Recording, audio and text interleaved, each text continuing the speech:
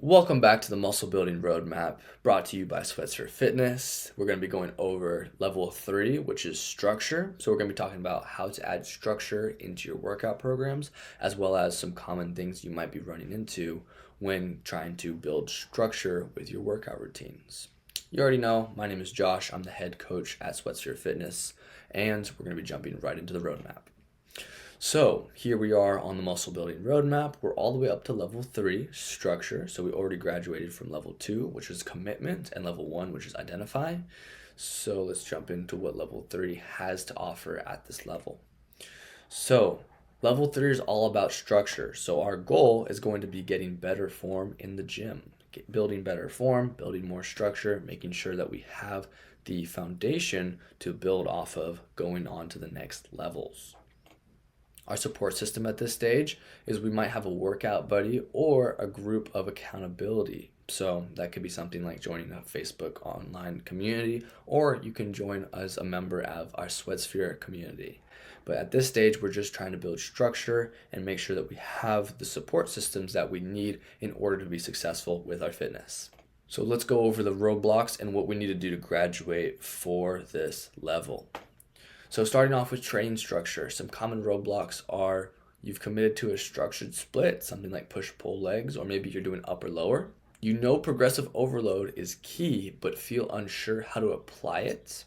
You're lifting consistently, but not sure when or how to increase weight or reps. No system in place to tracking lifts or spotting plateaus. Progress sometimes feels stuck, but you're not sure if it's your effort, plan, or recovery holding you back.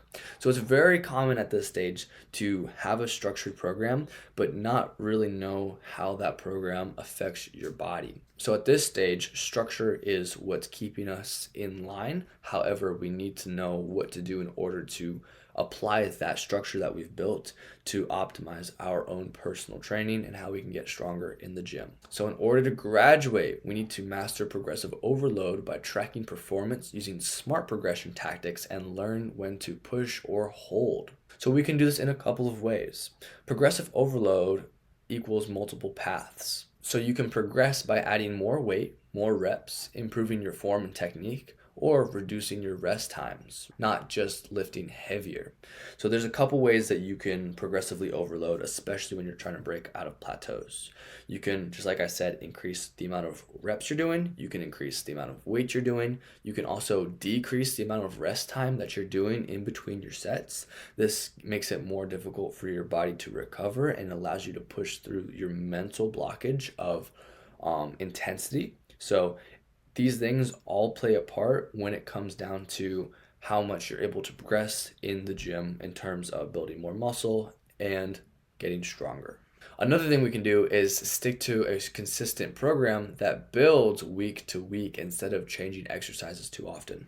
So a common thing I see with people that are really struggling with building their structure, maybe they're stuck at a beginner level, is that they're often trying too much in the gym. You're trying different exercises, you're trying different lifting techniques, and at this stage we're trying to build more structures. But before we can even experiment with anything, we need to first have a structured workout program that is not only help us understand what getting a mind-muscle connection is, but how we can utilize that to get stronger in a shorter amount of time. We're also going to start using a logbook or an app to record our sets, reps, and weights. So you can use something like our SweatSphere Fitness logbooks that go into detail on different sets and reps that you can track using the logbooks during your workouts. Or you can track using your phone in your notes app or recording it on your phone using a fitness tracker that way. Another thing you can do is start recording your sets in the gym. Make sure that you're practicing proper technique at this stage and building those habits of making sure that you're not lifting with sloppy technique so you can progress in a healthy, safe manner. Another thing that we can do at this stage is take a lighter training week every 6 to 4 weeks to recover and rest for long term. So what I mean by that is After every 4 or 6 weeks of intense training, take a week where we just decrease the weight maybe by 25 to 50% and focus on technique for just that entire week. We don't have to switch up the exercise selection. We don't have to even switch up the amount of sets or reps we do. You can just decrease the amount of weight that you're using so you get a better mind-muscle connection.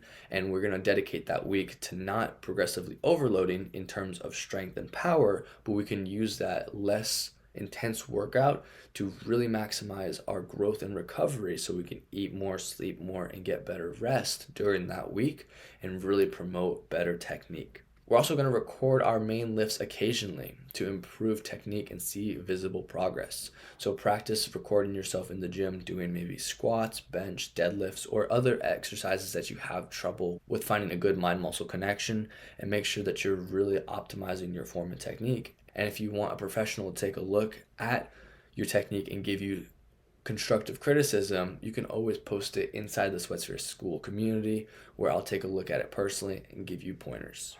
So for our fitness focus at this stage, we're going to be focusing on building muscle, but we might have an info overload. So what we mean by that is at this stage, we're trying to structure our fitness to the point where we know what kind of programs are going to work for us and what kind of exercises to do. Some common roadblocks at this stage are getting overloaded by all the information that's already out there on the internet. Some people say do things like low weight, high intensity. Other people say do high rep, low weight with still high amounts of intensity. What's the right way to train? How should I structure my workouts for the most amount of result? Now, you're probably overwhelmed by conflicting advice, in sets, reps, intensity. You might be confused by old school versus new science-based debates. And you're trying to pick the perfect exercises for every muscle, overthinking instead of training. You know more, but it feels less clear. And this is very, very easy to slip into, especially if you get the majority of your information from social media. And there are a couple simple things we can do to break past these roadblocks. So let's go over those. The first thing that we're going to do when it comes to breaking out of our fitness focus and graduating from level 3 structure onto level 4 is commit to one proven training method. So stick with a goal-based plan for around 8 to 12 weeks and trust the process. It's okay to try out proven training methods for yourself and figure out which one works the best for you. You have your entire life ahead of you to figure out what's the most optimal way to train for your body and for your time constraints. So making sure that you don't jump from program to program on a weekly basis, make sure you stick out at least one program for the next 8 to 12 weeks. We're also going to prioritize consistency over perfection. So show up, follow through, stop trying to optimize every little detail. Because at the end of the day, intensity is what's going to continue to keep making you progress in the gym. We're also going to choose exercise that fit you. So train based on your body goals, not just trends. So if someone is telling you to do something that was trending a couple months ago was the dumbbell lat pull down, where you hang upside down from a monkey bars and you pull the dumbbells down. That's a really crazy movement that does target your lats in a way, but it's not very easy to get into, being that you have to grab dumbbells while hanging upside down. And there's a ton of different exercises like that on social media that are good for certain muscle groups, but at this stage, we want to build structure, build a good foundation. So make sure that you're picking exercises that are targeting the muscle groups that you want to hit, as well as making sure that they're stable and easy to set up. Number 4, we're also going to tune out the noise. So pick one trusted source, track your own progress, stop second guessing. And by one trusted source, I mean making sure that you're doing your own research. So don't just pick one person to follow directly on social media. Make sure that you're following a couple of different ones and taking the best from each fitness influencer. So you can follow someone like Sam Sulek. Another great one is Jeff Nippard. And these people might have conflicting ideologies when it comes to training, but for the time being, like we said at number 1, pick one proven method and stick with it, right? Figure out what works for your body, because there's so many ways to build muscle. It just comes down to what you enjoy and what makes sense for you. So make sure that you're doing your research as well as sticking with a single style of training for at least 8 to 12 weeks.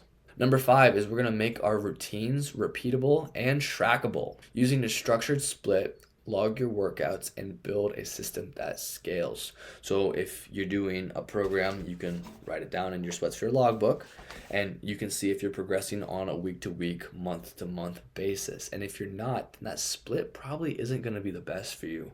Maybe your recovery might be off, maybe your sleep might be off, whatever it is, make sure you can track all the different variables that go into it and structure your program so that way it makes sense for your goals. And number 6, train more and scroll less. So stop over consuming content and focus on your own results. Again, it just comes down to breaking past the knowledge fatigue and start actually applying and practicing your own methods as well as learning from others.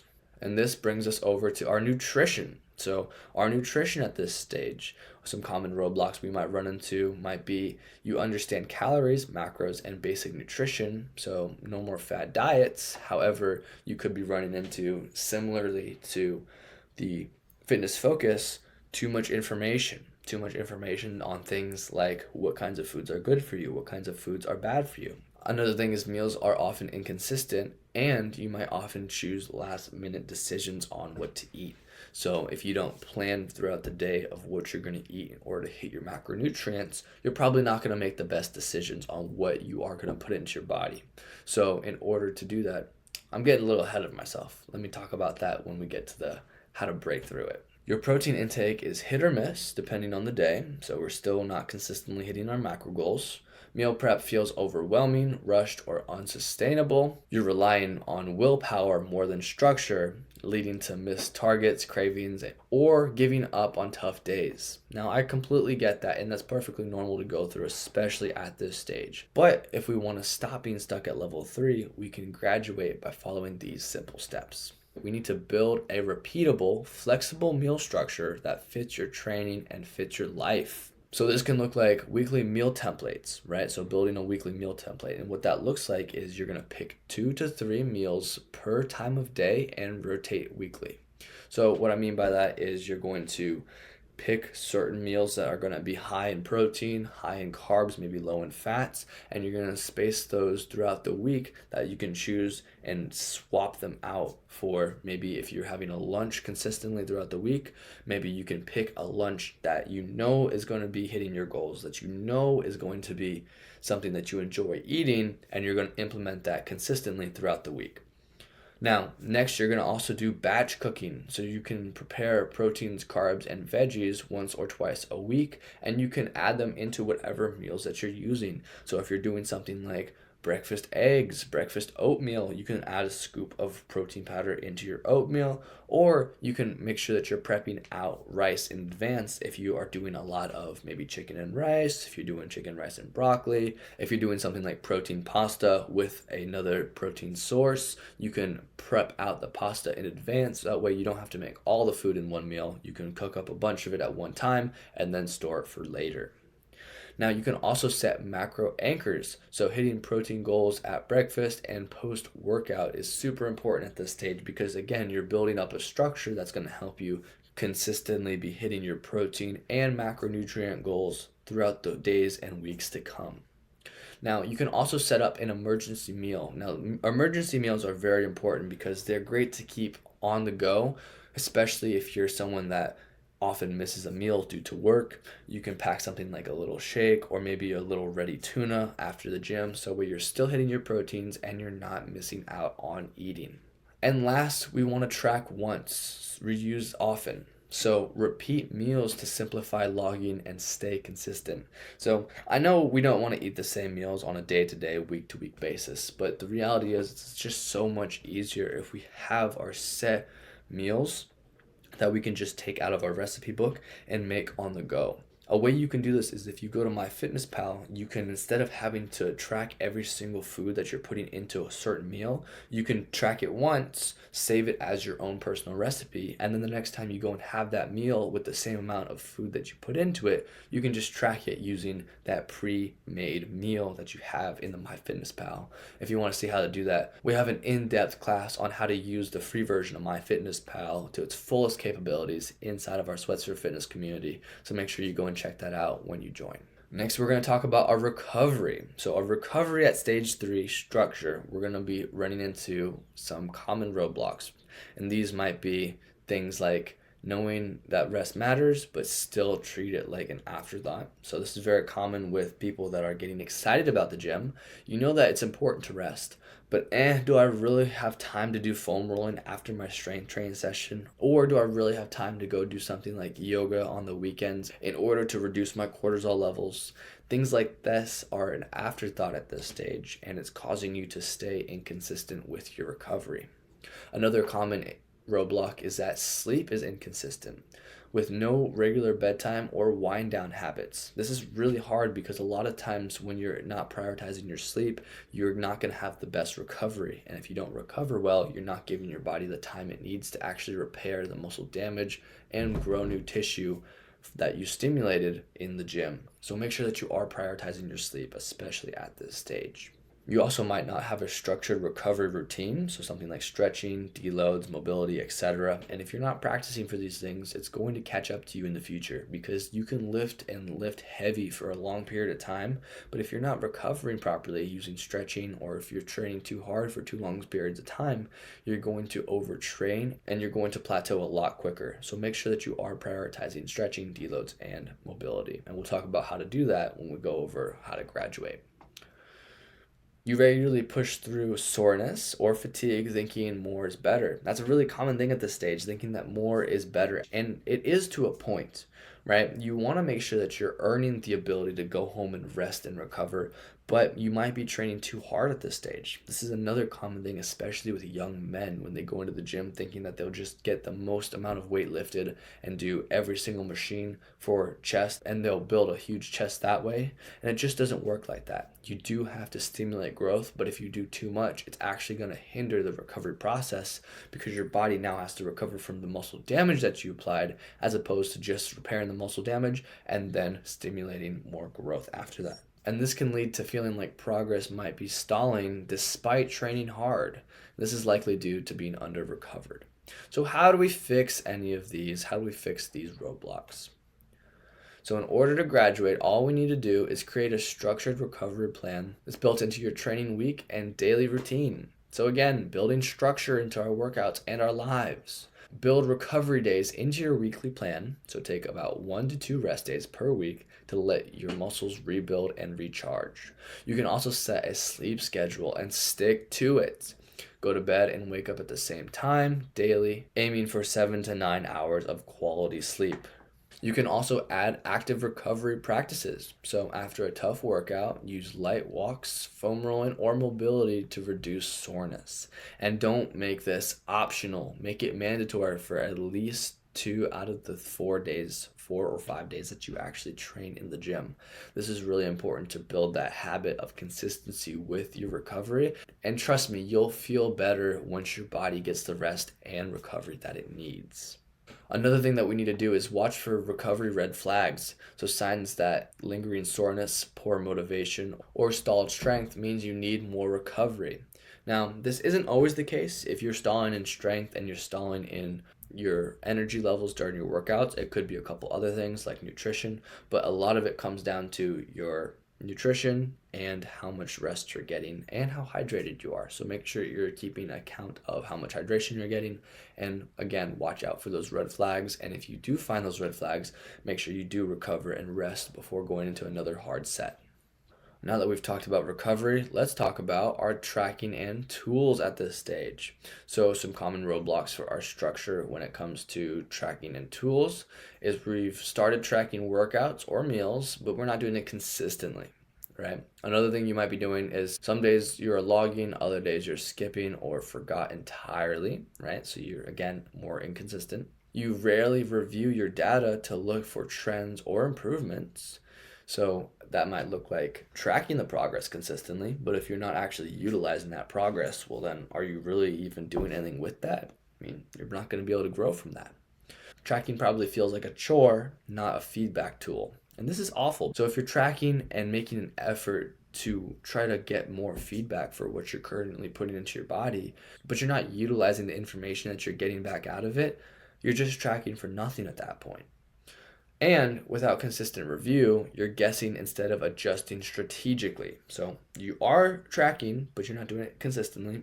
And if you are tracking consistently, you're probably not looking at your results. So how do we fix this? It's going to be very simple.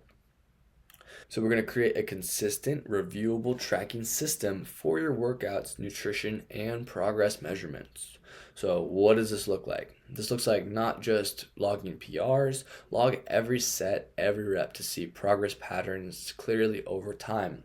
And again, use the SweatSphere Fitness logbooks. We have it easy for you to track your progress using the books, and you can do it as simple as right after your set and rep, so you don't have to go ahead and remember all of your sets and reps and then go home and start tracking on your phone or in your Google Docs. Do it right there in the gym. Bring a pen, bring the SweatSphere logbook, and start tracking your workouts.